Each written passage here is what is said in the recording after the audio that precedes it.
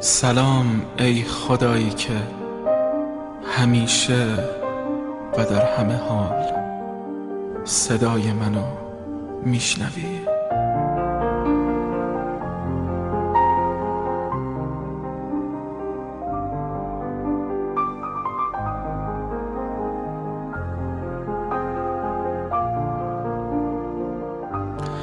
سلام ای خدایی که همیشه بخشش بی نهایت تو، لطف و مهربونی تو امید زندگی رو در من زنده میکنه.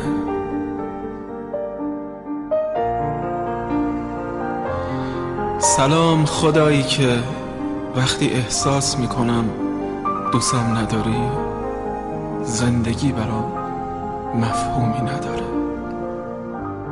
من زیباترین احساساتم را مدیون تو هستم. از تو ممنونم به خاطر همه فرصت هایی که به من دادی، به خاطر مهربونیات که همیشه مثل چتری روی سر بی پناه من بوده و منو از هلاکت و نابودی زیر بارون بلا حفظ کرده.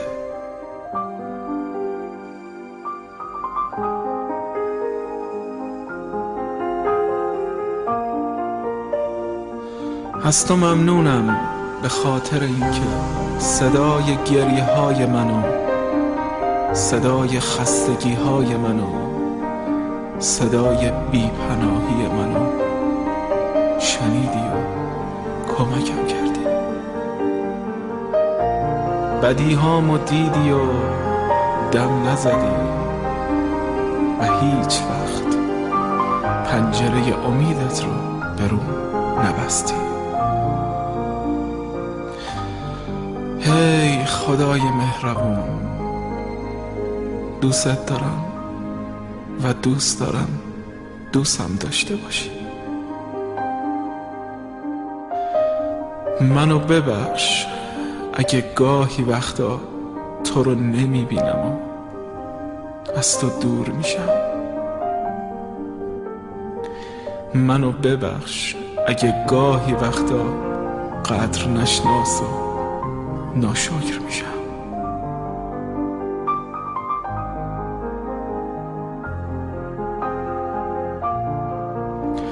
من به جز تو سنگ صبوری ندارم.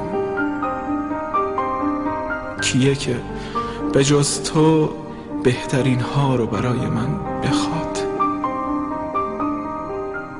کیه به جز تو؟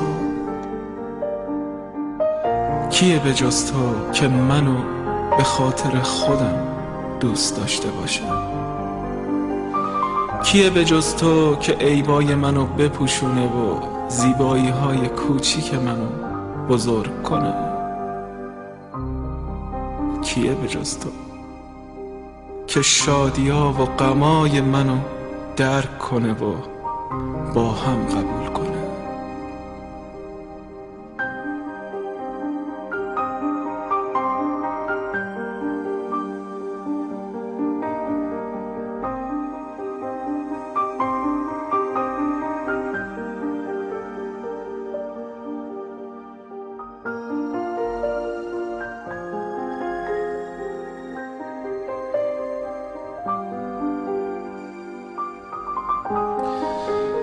دستامو به سوی تو بلند میکنم و با تموم وجودم فریاد میزنم: ای رحمت بی انتها، ای مهربونی بی نهایت،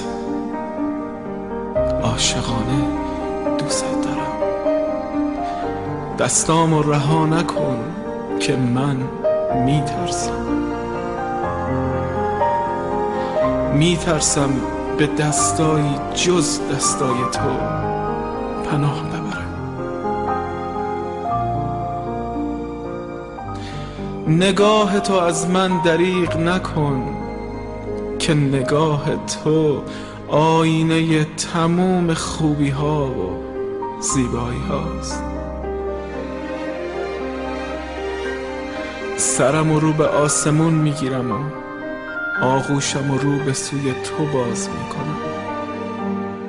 ای کسی که تا ابد آغوش گرم و مهربونت پذیرای بنده های زجر کشیده و رنجور و دل شکسته است.